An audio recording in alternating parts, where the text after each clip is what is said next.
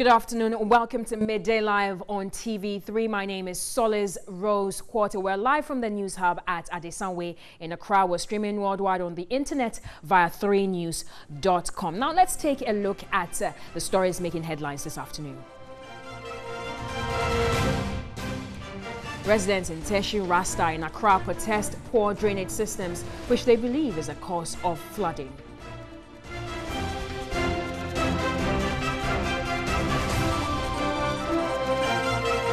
Joint Task Force Operation Vanguard arrests 4 Chinese nationals and 5 Ghanaians engaged in illegal mining.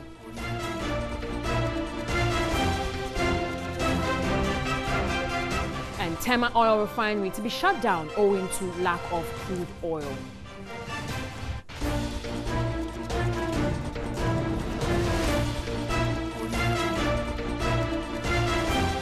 And on the international front, U.S. political battle over migrant children separated from parents shifts to Congress.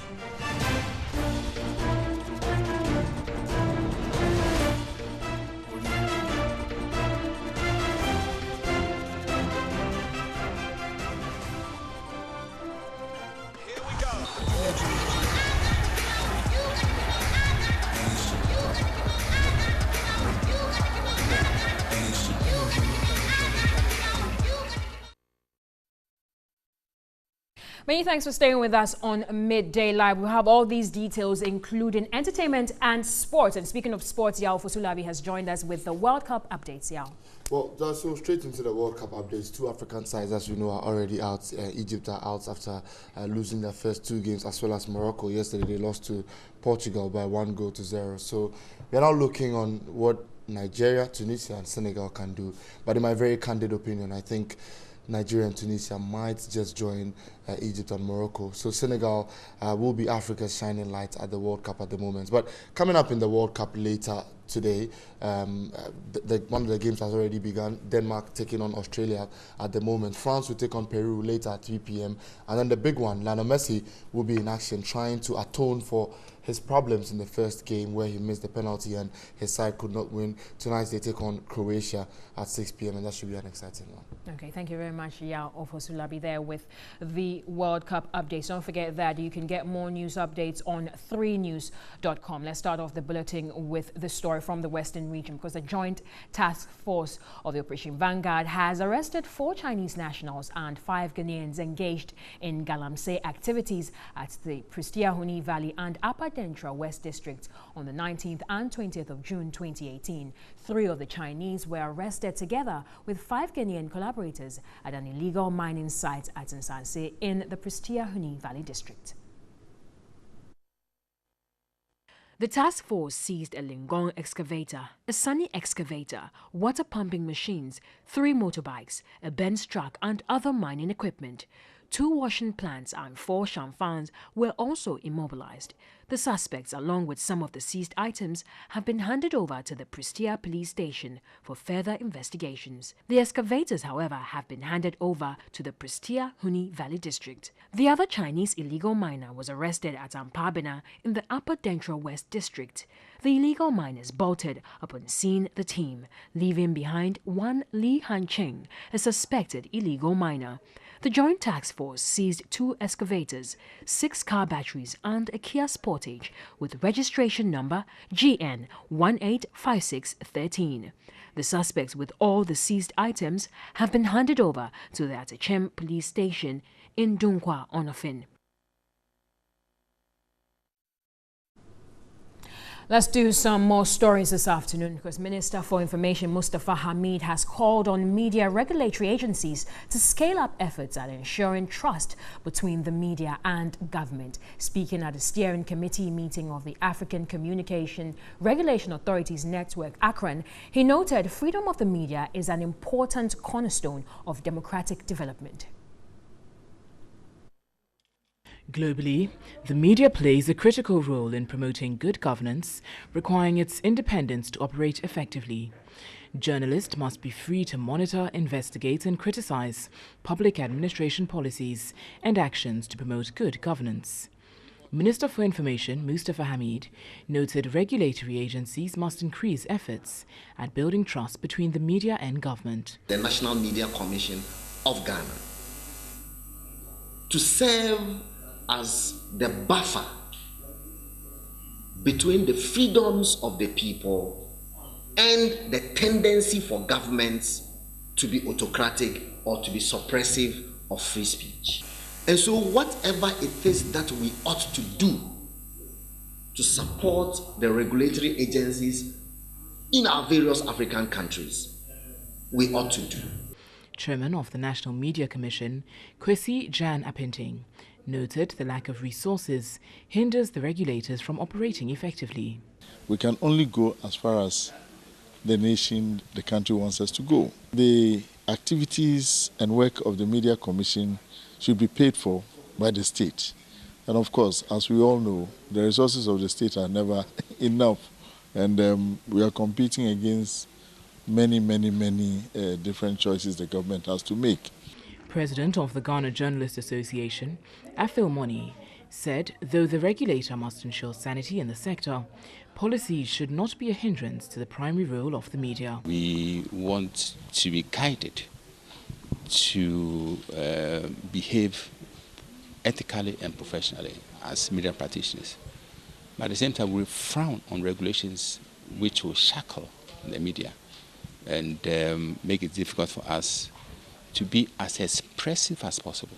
The African Communication Regulation Authorities Network, ACRAN, will hold its 9th conference in Cameroon in December.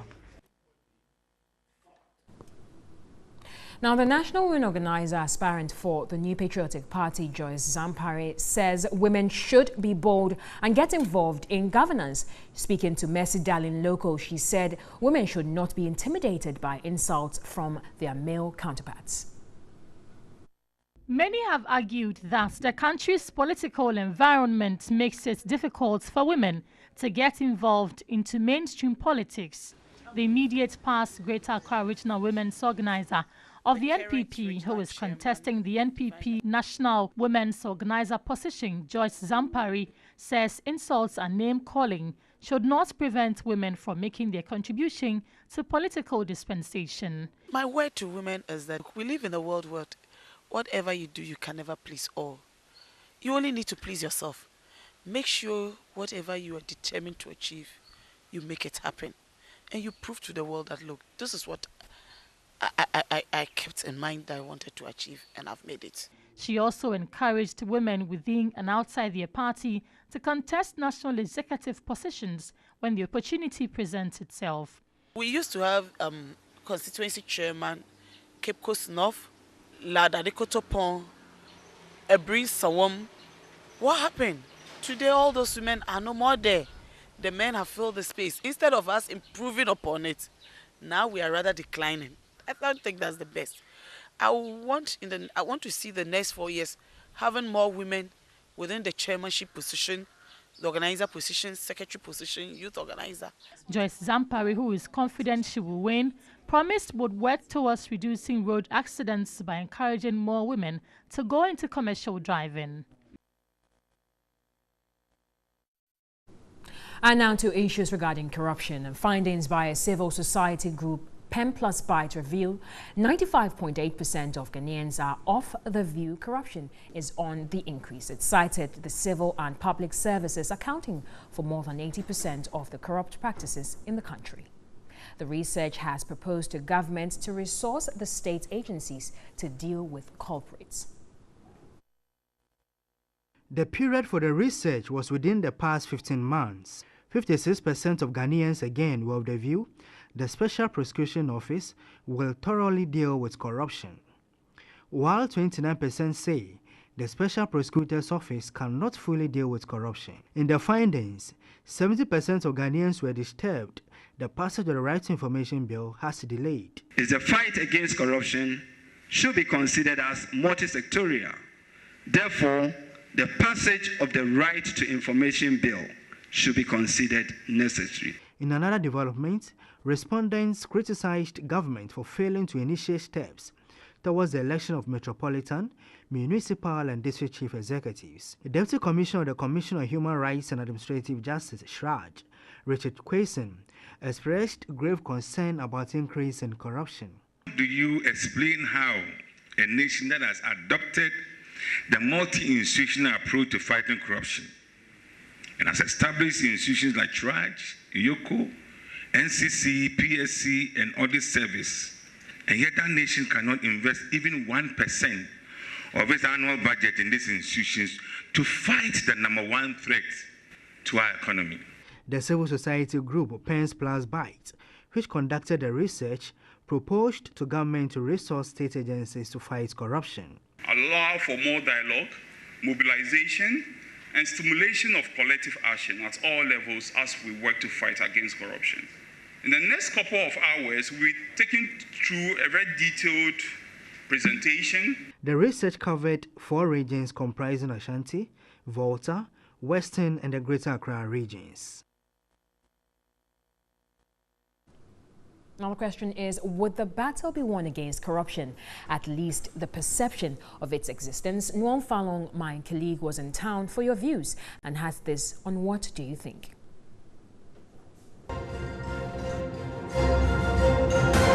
Governments over the years in Ghana have promised to fight against corruption.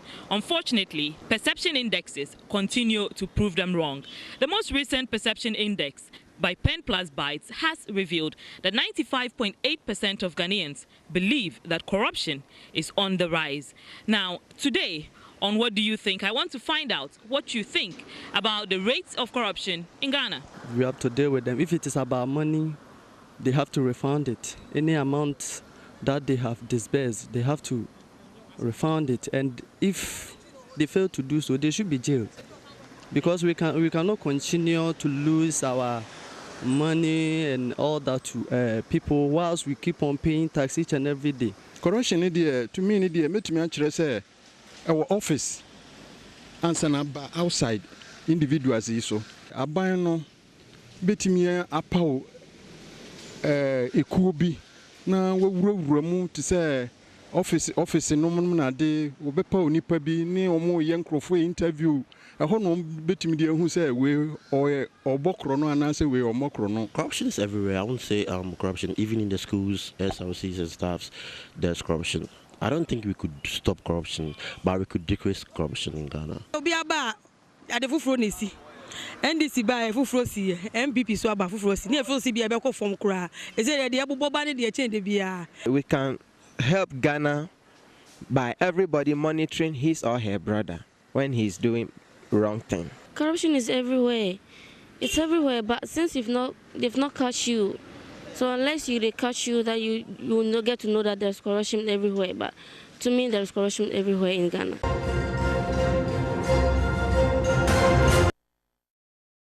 Interesting views there. Well, we've been joined in the studio by Kwame Ahia Benu. He's the executive director of Pen Plus Bytes Ghana, and they basically brought forth the anti-corruption report. And he joins us in the studio this afternoon. Good afternoon. Many thanks for joining us on Midday Live. Good afternoon. All right. Now, this isn't the first time such a research has been conducted in the country. What exactly was the direction for this? Why? This research is the first time to stress the fact that we looked at the manifesto promises of MPP, and based on their manifesto promises related to corruption and what they're going to do about corruption, we now went out to the people to find out, are they performing on those indicators? So this is the first time that such a research has been anchored on manifesto promises. So basically, the party, when they were in opposition, promised Ghanaians that they're going to do a number of things when they come into power in fighting corruption. And we have gone back to the people and asked them, how did they perform? And that's quite important and unique because we're involving citizens in the fight against corruption. Now, you were talking about, you went to the people. We're talking about 792 respondents. Yes. Would that be a correct reflection of a sample of 30 million people, to be generalized to say 95.8% of Ghanaians, see corruption being on the rise? So you're right in the sense that you cannot generalize the results to the whole population.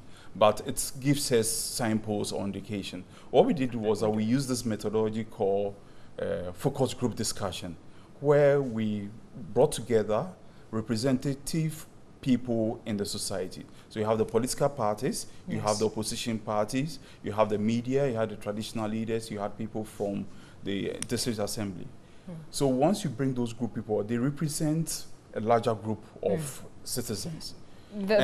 On top of the use of focus group discussion, we also conducted a survey where we also administered questionnaire to a group of people. So give and take, if you increase the sample size, we believe that you get the same result. Let me give an example. If I walk to TV3 now and ask everybody around, do you think this is the best station? The answer will be yes. Because no matter if you interviewed all the staff, I guess they will all say that the answer is yes, that this is the best station. If you spoke to two people, you get the same answer. So this is the principle that we use in conducting the research. So basically 95% of your respondents believe that the corruption is on the rise. Now, did they give any recommendations as to what can be done to check this? So the research was not about if corruption is increasing or not. We're looking at manifesto promises on in relation to corruption. Yes, the fight against corruption, and they believe that the government could do more in that direction. Yes. So the recommendation, one of the big issues that came was the school feeding program. They believe that it had become partisan. So when the selection of caterers come into play, it goes to only members of a particular political party, and they believe that that is impacting on the quality of the food and so on and so forth. There is a talk about the Freedom of Information Law. We have been waiting for this law for a long time, and they believe that without the passage of this law, which we have been promised several times, we cannot fight against corruption. Right. Now, what at the end of the day are you seeking to achieve in terms of the impact of this research? All we want to remind the ruling government is that they made promises to Ghanaians, and the Ghanaians believe that, look, their promises can be met or achieved, so they voted them into power. We are now telling them that, look, based on these indicators, you have performed so well, there are others that you need to work hard. So we want to package this evidence so I can advocate for more resources, more time to be devoted in the fight against corruption. So at the end of the day, we hope that through this research and the process, the government will take some of this and ensure that their promises are kept. And we believe that it goes to their benefit, because that means Ghanaians will vote them back into power because they have kept their promises. Right, so basically like a timekeeping for citizens. Yes, and making sure that what they promise, we can get them, we can hold them to account on their promises. All right. Thank you very much. Yeah, thanks also for Kwame Ahiabenu. He's the Executive Director of Pemplat's Bite Ghana. We've been talking about the anti-corruption reports that indicates that 95.8% of their respondents believe that the corruption is on the rise regarding the promises made by the current administration. Now let's do our MTN report this afternoon. A bad stench coupled with the deplorable state of a teacher's bungalow in the North Tongue district of the Volta region has caused a primary school to lose all its teachers. This is according to our citizen journalist Daniel Edu.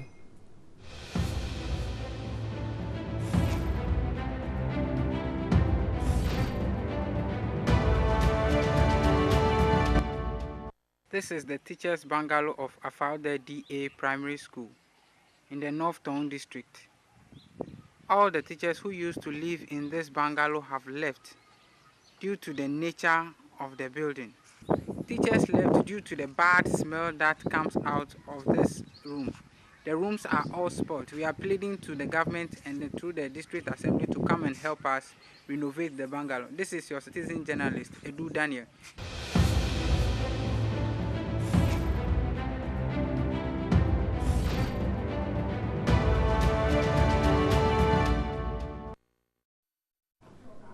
You're still watching Midday Live on TV3, and I will be right back with some more news updates after this. Don't go away.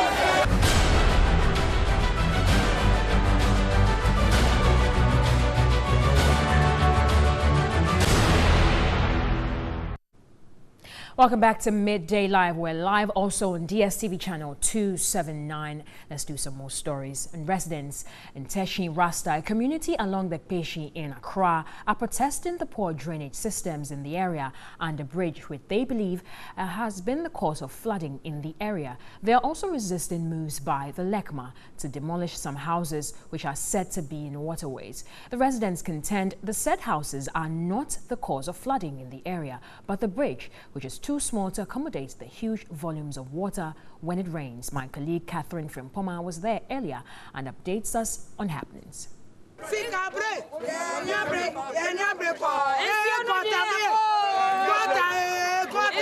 So residents at Teshi Rasta here in Accra are demonstrating and expressing their grievances about a bridge in the community that has led to the death of a doctor following last Monday's downpour. Their argument now is that this bridge has been in this condition for so long a time, but authorities have turned a blind eye and deaf ears to all appeals to get it rectified. So, Mommy, good morning. Morning.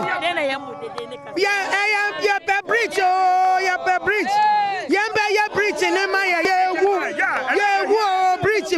bridge. Yeah, bridge. You saw no you are never fire. It's bridge. Now, I say baller so a Google bridge in him. Baller no pretty one, Eba. I saw no pre-mountains. And Tansana and so no Baduano. Not the baller no ba. Now, you say a market, a dime be so has say. Yebebubuno and Muna umbe maki bani haya no enye dan wasem ya kwata ya bridge ya ni problem bridge no wo form it so no time to me fro 80% and to me fro into enye dan asem ya bubu dan ya ni baby ko kwata na hia enti umbe ye gota no say ya gota no na say ya problem na ya hu ni ya. So the issue in contention is that officials from LECMA had come to mark certain houses for demolition because they are in waterways. But according to residents, that is not the issue. The issue is about the bridge and the fact that it needs to be reconstructed, and that is why they are expressing their misgivings about the situation here at Teshi Rasta in Accra. Na wa momba ya yentumi ndidi yentumi nda titro sensio to say ya ebi oba no abeka ha nso na unim wo fie okuma atu enti ye sra say ye meye gota no bridge no ana hia ye enti ye pa won chew wo meye bridge ne ma ye no ko ana hia ye ti no bridge na emienu bako na bako so o tabel ho ye hia sa 3 bridges you want to me ye ma ye ha ye ho betoen edan no wa chocho nya na beboa senso no duru ha na joint nti duru ha na nya antumi a bridge no ma na nso no apai epai na nenam houses nti say yetumi yi aha kakra na air bridge na raise bridge na nso no nya wuram obi any problem wa because me better na kwamenya be almost 20 years me hu sa problem be there from 2 years come here na say na we sisi. This has been with you all these years. Why today? Why are you expressing this today? Today, that's what I said. We are expressing today because of the death of the young lady. That is why if we don't express ourselves, we'll all die very soon. The way it is, it will affect everybody. So that is why. And then they've deceived us for a long time. Every day they will come today, will come tomorrow, will come today. This bridge, the time the contractor starts, I come here and tell the bridge is too low. It should be 15 feet or 12 feet. The thing the contractor tell me, the money they give her, it being work you do. Please, may you understand? So this thing, the bridge, at least like it raised, this problem will not happen. So I beg for the government, if the government come to do the bridge, they should raise the this thing. So you two as an engineer, you don't see anything wrong with the location of the houses as a part of the problem, that they are not in waterways? Is that what you think? By the way, I can't say anything now. If I say something now, it can be. You can say something because you are talking about the bridge. You are talking about the situation in entirety. So we can't talk about the bridge. There are other factors too. So what do you think as an Okay, what you are saying is true. It's true. Which one is true? Maybe the houses are the gutter in mouth. It can happen. Say they are causing the problem, but the houses are not the problem. Are they not in water? They are not the problem. The houses are not the problem. Are they in waterways or not? They are not in waterways. The houses were here formerly. But Lekma says it's in the water. What I'm saying is that the houses were here formerly when the drains were not connected to the big one. So when the drains were connected, now the volume of the water has become big. So the bridge that is containing the water is too small for the water. So the bridge has to be expanded. It has to be big so that the water can go. The houses were here long time, about 14, 15 years ago. This problem was not there. But 2 years ago, when they constructed the drain into this water, that's not the problem. So the debate continues. Is it the bridge or the houses that are said to be in waterways? What the residents are saying in the various languages, in essence, is that as far as they are concerned, these houses are not to blame, but rather the bridge needs to be reconstructed to be able to accommodate the huge volumes of water that passes through the area anytime it rains. But for the next 3 or 4 days, these cars would not have access through the community because according to the people, they are going to continue protesting until they see something being done about the situation. But the big question that is yet to be answered is that for so many years, these houses have been where they are. Why did it have to take this incident and the life of this young doctor for Lekma to now come and mark them for demolition? For TV3 News, Catherine Frimpoma, Teshi Rasta.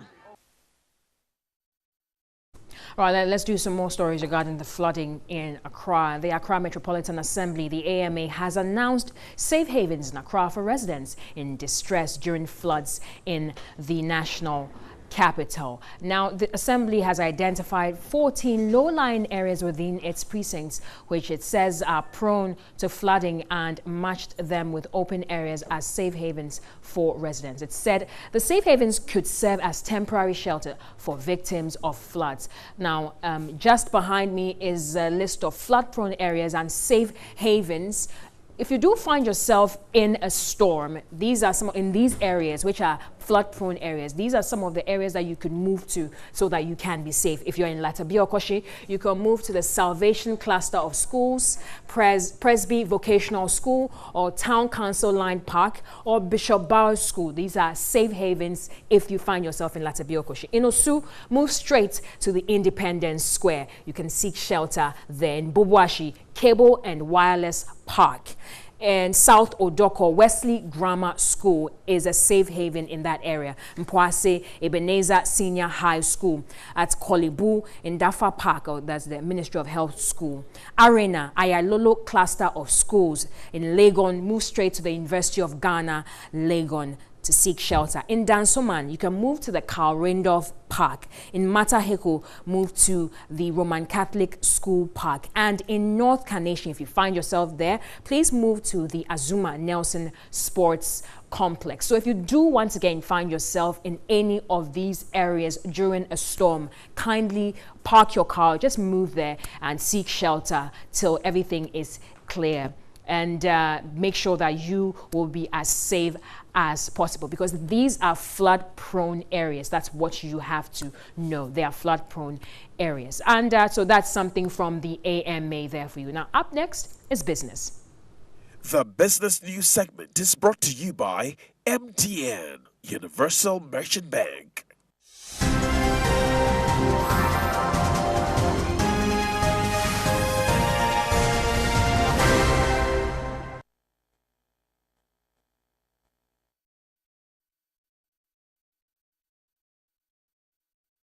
Right, it's now time for us to take some business stories and to a trending business story today. The Tema Oil Refinery Tor is expected to shut down due to the lack of crude oil, which serves as raw material for the refinery. TV3 business sources at Tor said the situation is a result of Tor's inability to raise letters of credit to import crude oil for processing. Checks have revealed that the last time Tor managed to import crude was between December 2016 and January 2017. Further checks also revealed that Tor shut down the crude oil distillation unit, the CDU, 2 weeks ago after it finished processing the remainder of some 2 million barrels of crude it had in stock. Tor will, however, continue with other minor operations and services until crude is made available. Isaac Osei, the Chief Executive Officer of Tor, and we'll be speaking to him later in some of our bulletins. But currently we have in the studio Kojo Poku. He is an energy analyst. He joins us. Good afternoon. Good afternoon. How are you, Solis? I'm very good, Kojo. How are you? I'm very well. All right. So we're here. We're talking about Tor. Once again, Tor is in the news. Right. Can you confirm the shutdown, though? Yes. Basically, what's happening is that, you know, when you have an operation, a refinery like Tor, you can't just wake up one morning and shut it down. It has to be a gradual shutdown. So since they've realized that there's raw material, which is the feedstock, crude oil that they have, is very small, they have to now start doing a gradual shutdown until they can now have abundant feedstock, which they can refine over a period. So yes, they are going to shut down for... They are going to? They are, yes, they are in a process. They are gradually shutting pieces of it. You can't just do a hard shutdown. It's a gradual process to shut everything down. So it's temporarily anyway. Now, the issues that have been raised is the inability to raise letters of credit to import crude oil for processing. And this has come up regarding the refinery. Yes, you see, this is something we should be worried about? Yes, we should, because you see, everybody has turned Tor into a panera. You know what a panera is? Panera is what kids and everybody beats it. That's what we've turned Tor into, okay? Everybody does not say any good thing about Tor. And we make it look like Tor today is like Tor 3-4 years ago. It's not. There has been a lot of improvement in Tor. Their losses has reduced. Yes, Tor has never had a good balance sheet. Even from the KK Sapon era of 2001, Tor didn't have a balance sheet, okay? It was a matter of intervention from government, putting in place a G2G arrangement with Nigeria at that time for Sahara to lift crude oil for Tor, and that is how Tor was able to have crude during the period of His Excellency J.A. Kufuor. Now, going forward, 2 reasons caused Tor to be ineffective. Okay. One was that time there was no deregulation. So prices, government determines what price Tor should sell the products. And that is how the Tor debt recovery came along. Yeah. So if Tor is to sell at full recovery, government will say, no, don't do that. I don't want there to be increase in prices. Sell at this price, give me the debt. That was one reason. Secondly, the losses, whenever you put crude in and you get the refined products, because there wasn't enough maintenance in the system, there were losses. By the time you get your product, the amount of product you expect, there is about 8% to 10% losses. Those were the 2 things that culminated into Tor not making money. All those things are no more. Now, well, obviously, we are now already in the trenches. It's already in trouble. Right. What can government do moving Well, I don't, forward? honestly, I think that government has a role to play. But normally, when you tell government to get involved, people now start thinking, is government going to do a bailout? Is government going to go and give them crude and the normal business as usual where Tor will not be effective and profitable? I think the management of Tor, who have done a good work in putting Tor in the shape, should step up and sell their own good story. Look, they sit, management of Tor, and people come to them all the time, I can get you crude, I can do this. Those guys are middlemen, and for some reason, they can't deliver. So the management of Tor should be out there meeting with bankers, convincing bankers of the good work they've done, and get the banks to have confidence in the management. Then they will raise the LC. Until that, if you go to government, what is government going to do? Yes, there is talk that GMPC or government should give Tor a share of the crude oil. But the give is not to give on credit. The give is to sell. Right. So government probably, I mean, I'm making some calls at GMPC. GMPC is like, no, why not? We can sell our crude to Tor, but Tor has to pay for the crude. Right. So, but the issue of LC is a problem because banks, as we speak now, do not have confidence in Tor. And that is why they need, management of Tor need to step up and do that convincing. Okay, thank you very much, Kojo Poku. He's an energy analyst, and we've been talking about the shutdown of Tor and issues arising from that. Still in business, the CEO of the National Entrepreneurship and Innovation Plan, NEIP, John Kumah, has indicated 19 factories have been commissioned by the government under the One District, One Factory initiative. He claimed the factories are fully operational and have employed a number of workers. John Kumah spoke on New Day. Go to the 1D1F secretariat, speak to the coordinator, and get all the 19 that have been commissioned. So I am not talking about soft-cutting. There are people working. Yes, in those factories. We are working on the, and let me tell you, before the end of the tenure, you are going to see all these factories roll out. So it is not about noise making. We are working and we are delivering on the promises.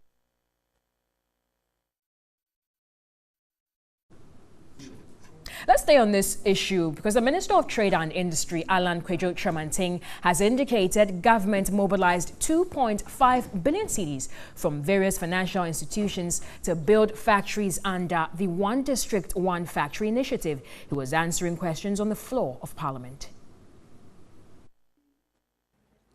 Briefing the House Wednesday, the Trade and Industry Minister said the initiative is a private sector-led one and government will make only a maximum of 30% investment in each of the factories. He, however, did not give firm timelines on when factories will be constructed, saying it is up to the private sector owners who will build them to determine. It's been reported that $400 million has been secured for the One District, One Factory. Is it a loan or a grant? We've been in negotiations with a number of Chinese banks and a number of other institutions that will support the implementation of the program. Mr. Speaker, we've not finalized the negotiations on this particular facility, and I'm not therefore in a position to provide all the details before this House. How much does the government plan, to put into this One District, One Factory? Government, working through the Ministry of Trade and Industry, has been able to mobilize over 2.5 million Ghana cedis, billion Ghana cedis from participating financial institutions that is available to be accessed on a case-by-case basis for companies that qualify. When do you anticipate, based on your projections, that actual fiscal works will start for the construction of the factories? The pace of implementation of each project is squarely in the hands of each business promoter. They dictate the pace of implementation. Government has already provided the incentive framework, the support, and each of these companies, business promoters, are responding based on their own capacity to be able to provide the requirements that should come from the private sector. That's interesting there. But we will be updating viewers on the controversy regarding the One District, One Factory, Prohaha, and we'll be giving you more details during our subsequent bulletins. So keep watching TV3. We'll be right back with more news updates after this. Do stay.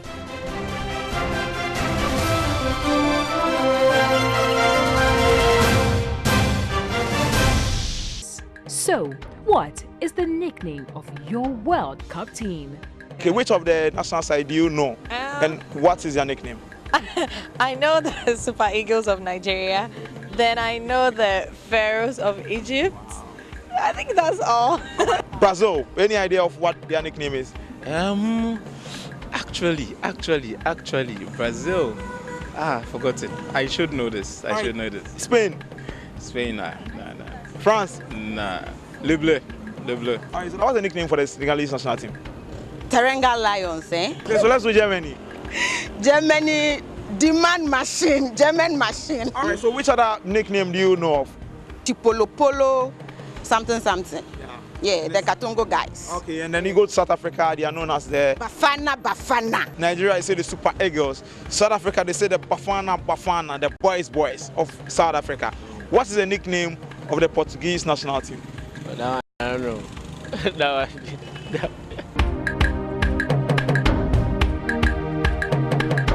German national team? Mannschaft. The Mannschaft. Wow. I like Egypt. Sakov Mo Salah. Mo Salah, I name Mo Salah after my chan. What is the nickname of the Egyptian national team? I don't know. Frankly speaking, I don't go lie. What is the nickname for the German national team? What I know is football made in Germany.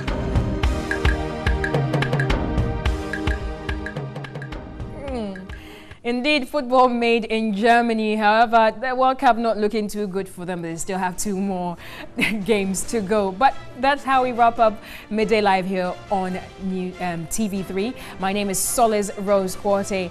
Don't forget that we have been live on DSTV channel 279. We're also streaming worldwide on the internet via 3news.com. Also active on social media, Facebook, Twitter, and Instagram. Keep watching.